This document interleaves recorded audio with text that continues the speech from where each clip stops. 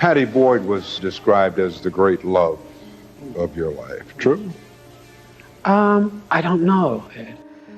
I think it came about because Eric and I both given the same book by somebody called Layla and Majnun, and it's a story written by a 17th century Persian poet, and it's a love story. It's basically about unrequited love, and Eric read it and loved it because at that time he really wanted me to come away with him.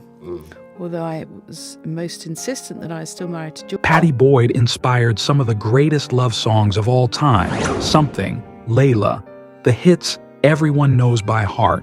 But now, at 80, she's revealing a story no one ever imagined. Those songs, written by two of rock's biggest legends, weren't just about love. They were tangled up with obsession, betrayal, and a marriage that almost broke her. In this video, we finally reveal the truth, exposing the shocking reality of her life with Eric Clapton, a story of passion, power, and pain the songs never hinted at. One of the best love songs, I believe, to be written in 50 or 100 years, and it never says, I love you in the song, but it really... Boyd was just 19 when she stepped onto the set of A Hard Day's Night in 1964, a fresh-faced model embodying the very image of the British girl next door that everyone seemed to adore. Her agent tried to calm her nerves by saying, "Don't worry, you only have to say one word, prisoners, easy peasy." But that one day of filming would end up changing the course of her life forever. Excuse me, but these young men I'm sitting with wondered if two of us could come over and join you. I'd actually myself, only I'm shy. I'm sorry, miss. You mustn't fraternize with meat prisoners. Prisoners? Convicts in transit, typical old lads, the lot of them. On her very first day, traveling by train from London to the shoot, she encountered four young men who leapt into her carriage, introducing themselves as if she somehow didn't already know who they were. There was John with his mischievous grin, Paul's cheeky charm, Ringo's easygoing laugh, and George Harrison, quiet, thoughtful, and impossibly charming. George leaned toward her and, in a moment that could only happen in movies, said, "Will you marry me?" Pattie laughed, thinking it was a joke, and George immediately tried again, softer this time. "Well, if you won't marry me, will you have dinner with me tonight?" At the time, Pattie was dating photographer Eric Swain and politely declined. Yet, something clicked. The spark between George and Pattie was instant, undeniable. By the time she was called back a week later for more filming, her relationship with Eric had already ended. When George asked again, she said yes. By January 1966, they were married. Their life together at Kinfauns, a modest bungalow in Surrey, felt like a dream. They celebrated their wedding reception there, and inspired by the colorful, mind-expanding psychedelic movement, painted the house themselves with vibrant, swirling murals. George adored Pattie and treated her as his muse. Some of the Beatles' most beautiful and enduring love songs were written for her. I Need You and the legendary Something, which George casually played for her after a recording session, announcing, "I wrote it for you." Even Frank Sinatra later called it one of the greatest love songs ever written. But beneath the picture-perfect veneer of swinging 60s happiness, cracks were forming. Pattie had developed a deep interest in Eastern philosophy and meditation, introducing George, and eventually the rest of the Beatles, to the Maharishi Mahesh Yogi. Their trip to India in 1968 became a defining moment in Beatles history. However, while Pattie initially hoped it would be a shared spiritual journey, George became increasingly absorbed in his practices, chanting and meditating for hours, retreating into a monastic existence. She wrote that he was changing, moving in a direction she couldn't follow, emotionally distancing himself from her. And as George grew more isolated in his spiritual life, infidelity began to creep in. George was just being a different George, she reflected years later. We had gone in different directions. He wanted to spread his wings and take advantage of being the handsome, famous, rich guy that he was. The betrayal she could never have anticipated came to a head in 1973. Pattie noticed unusual patterns in George's behavior, particularly involving Maureen Starkey, Ringo Starr's wife, and one of her closest friends. Maureen would appear at their home late at night and linger well into the next day. The tension exploded at a dinner party when George confessed to Ringo, "You know, Ringo, I'm in love with your wife." Ringo's alleged response? A resigned, almost casual, "Better you than someone we don't know." The confirmation of her worst fears came shortly after when Pattie walked in and found George and Maureen together in her own home. She described the moment as feeling like her life was being torn apart, a betrayal from a friend she trusted, a wound she couldn't forgive. While George Harrison and Pattie Boyd's marriage was crumbling, another man was quietly and obsessively watching from the wings. Described as the great love of your life. True? I don't know, Ed. I don't know, because I don't know if I was capable of knowing what love was then. I was obsessed with this woman. So that's why I said I don't know if I loved her. Because as a practicing drunk, which I was then, I just wanted... Eric Clapton, George's close friend and one of the greatest guitarists of the era, had been harboring a crush on Pattie for years. But this wasn't a fleeting celebrity infatuation. It had grown into something much darker, much more consuming. By the late 1960s, Clapton's admiration for her had become an all-consuming obsession, the kind of passion that would both inspire legendary music and threaten to destroy lives. Clapton began sending Pattie letters, sometimes handwritten, sometimes scribbled on whatever scraps of paper he could find. One of his most famous notes was written on a torn-out page from Of Mice and Men. It read, "Dear Layla, why do you hesitate? Am I a poor lover? Am I ugly? If you don't want me, please break the spell that binds me. To cage a wild animal is a sin. To tame him is divine." Another letter was even more desperate. "What I wish to ask you is if you still love your husband, if there is still a feeling in your heart for me, you must let me know." These letters weren't casual flirtations. They were raw, unfiltered confessions, a mix of devotion, longing, and emotional torment. In 1970, Clapton's obsession came to a head at a party. He cornered Pattie, brazenly declaring his love for her right in front of George Harrison. The confrontation must have been unbearable, a clash of loyalty, desire, and friendship that few could imagine. Later, in secret, he played Pattie a new song he had recorded with his band, Derek and the Dominoes. It was Layla. The song drew inspiration from the 12th century Persian tale of Layla and Majnun, a story of a man driven to madness by unrequited love. Pattie recalled her first reaction. "Oh God, everyone is going to know who this is about." Yet she couldn't deny the power of the music. She described it as the most powerful, moving song I had ever heard, and realized she had sparked an unparalleled surge of passion and creativity in one of rock's greatest guitarists. Ya lo vieron hay sábados en el medio del sol. Even with the song's intensity, Pattie stayed with George. Her loyalty, however, plunged Clapton into a self-destructive spiral. He threatened to start using heroin if she didn't leave George for him. When she refused, he followed through, descending into a 3-year heroin addiction and a self-imposed exile in the English countryside, rarely leaving his mansion, Hurtwood Edge.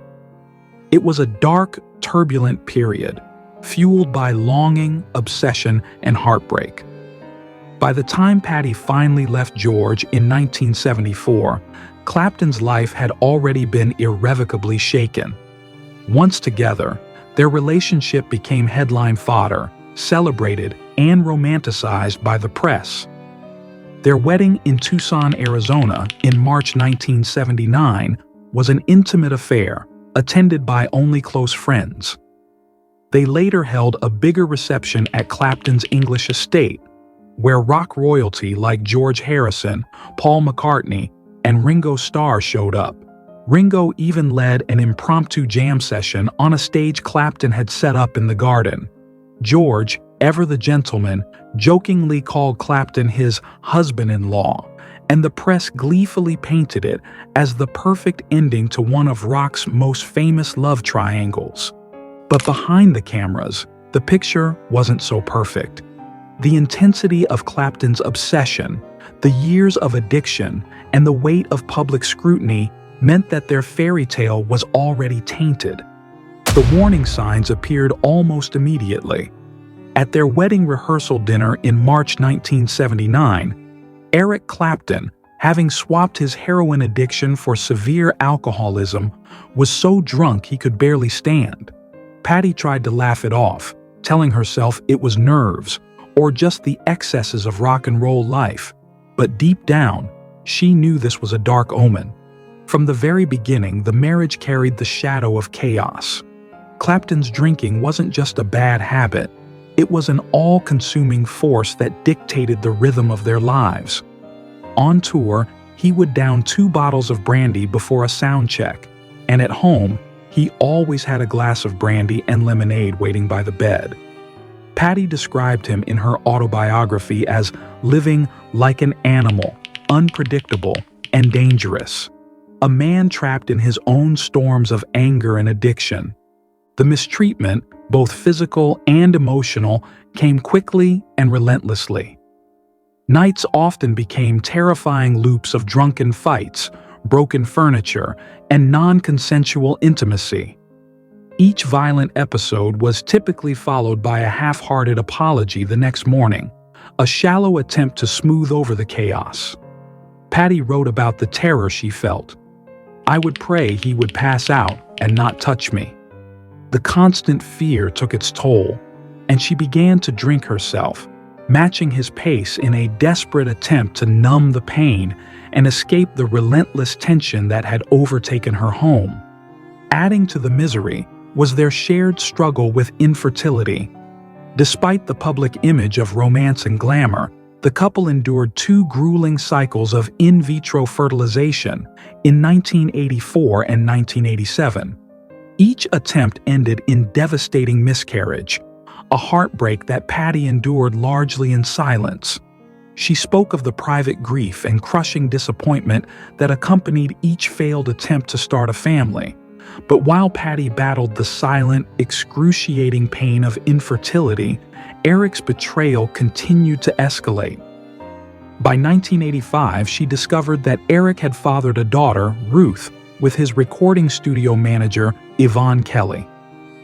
A year later, he was involved with Italian model Lori Del Santo, who gave birth to his son, Connor, in 1986. The timing and the cruelty of these revelations were almost unbearable. Pattie described the moment she learned Lori was pregnant as feeling like her heart was about to disintegrate. Here was the man she had left George Harrison for, the one who had professed devotion, simultaneously destroying the very foundation of their marriage while she fought desperately to conceive. The cruelty reached a horrifying climax on her 43rd birthday in 1987. During a divorce proceeding, a drunken Clapton stormed into her room, hurled verbal abuse, and called her a barren bitch, before throwing her personal belongings out the window. This was not just a moment of anger. It was a calculated act of humiliation and control. For Pattie, it was the final, violent push she needed to leave for good. She realized that the marriage, already poisoned by addiction, emotional cruelty, and betrayal, was beyond repair. Even after she left, the nightmare wasn't over. The public humiliation kept rolling in, layer after layer. In 1988, while promoting his authorized biography, Eric Clapton gave an interview to journalist Ray Coleman. On tape, He made a confession that was so shocking it was cut from the final published book. He admitted to forcing himself on Pattie during their marriage. The publisher feared a lawsuit, so they deleted it. But Pattie was allowed to read the uncut transcript, and it hit her like a tidal wave. For the first time, she realized she had a name for what she had endured: assault. The recognition was terrifying and liberating at the same time. When she confronted Eric about it, his response was chilling. He warned her, saying, "Repeat that, and I'll say you're a bitter ex. No one will believe you." It was a cruel reminder of the power imbalance that had haunted her marriage, a threat to silence her truth and make her feel invisible. It was the kind of fear that could haunt anyone, especially someone whose private life had been splashed across tabloid pages for years. In 1989, she filed for divorce, citing infidelity and unreasonable behavior. Eric didn't contest it, leaving her legally free but emotionally exposed. The aftermath was brutal, but not in the ways anyone expected. The press, oblivious to the private hell she had endured, painted her as a gold digger. They criticized her when she sold some of Eric's belongings to pay her mounting legal fees, missing the reality that she had been left financially vulnerable. Worse still, a crucial legal mistake by her lawyer meant she never sought royalties for the songs she had inspired, including Layla and Wonderful Tonight. Those songs had brought millions into Eric's pockets, while Pattie was left financially unstable, stripped of the recognition and money she deserved. Emotionally, the fall was devastating. She no longer had the identity she had carried for so long. She was no longer Mrs. George Harrison or Mrs. Eric Clapton, the names that had once defined her public image. She described that period as the darkest of her life. "I was so utterly distraught. I've never been so upset and confused and unhappy in all my life." The combination of betrayal, public scrutiny, and financial instability sent her spiraling into a deep depression. To reclaim herself, Pattie sought help in every way she could. She entered intensive psychotherapy, confronting the years of trauma, abuse, and betrayal. She also used the money from her divorce settlement to enter rehab for alcoholism, tackling the addiction she had developed during the worst years of her marriage. Recovery was slow and painful, but it eventually gave her sobriety and, more importantly, a sense of control over her own life. It was a process of rebuilding herself from scratch, learning to trust her instincts, and reclaiming the dignity that had been stripped away. Even though the world continued to see her as a figure defined by her relationships with some of rock's biggest names, Pattie began to understand that her story wasn't over. The melodies of Layla and Something were no longer just reminders of love and loss. They became symbols of her survival. Each song, each memory, carried both beauty and pain, but she was determined to reclaim the narrative, to separate herself from the shadows of the men who had defined her public life for so long. By the end of the 1980s, Pattie Boyd had emerged bruised but not broken, ready to face the next chapter of her life with clarity and a quiet strength that would only grow with time. She had survived the worst of the abuse, the betrayal, and the tabloid storms, and was beginning the slow, painstaking work of rewriting her own story. For decades, Pattie Boyd lived with the scars, her story trapped inside the beautiful melodies that had defined her life. The songs, Something, Layla, Wonderful Tonight, could still make her stomach flip. They were so deeply part of her being. But she slowly began to reclaim her narrative. After her split from Clapton, she rediscovered her passion for photography, a skill she'd picked up during her modeling days when being a Beatle wife made working difficult. Her exhibitions, often titled Through the Eyes of a Muse or George, Eric, and Me, have toured globally, showcasing her intimate, candid portraits of her legendary friends and her extraordinary life. Her decision to speak out was not for fame or money, but for truth. It was an act of reclamation. In her 2007 autobiography, Wonderful Tonight, she detailed the abuse and heartbreak for the first time, giving her story a new, powerful coda. She has since engaged in charity work, including co-founding an addiction recovery program called SHARP, Self-Help Addiction Recovery Program, with Ringo Starr's second wife, Barbara Bach. George Harrison died in 2001 after a battle with cancer. They had remained friends, and she recalled his final visit to her home shortly before he passed, a quiet afternoon spent drinking tea and listening to music. She sensed he had come to say goodbye. He noticed flowers in her garden shaking in the breeze and remarked, "The flowers are shivering." She felt it was a line only George could have come up with. Eric Clapton is still touring, often opening his shows with Wonderful Tonight. Today, Pattie lives a quiet life in Sussex. She found love again and, in 2015, married property developer Rod Weston, her partner of over 2 decades. After years of being defined by the men she loved and the songs they wrote about her, she is finally the author of her own story. If this rewires how you hear those classic songs, hit the like button so the algorithm knows that truth matters more than mythology. Drop a comment below. Can you separate the art from the artist, or do these revelations change how you feel about the music? If you enjoyed this video, don't forget to give this video a thumbs up and subscribe to our channel for more thrilling stories like this.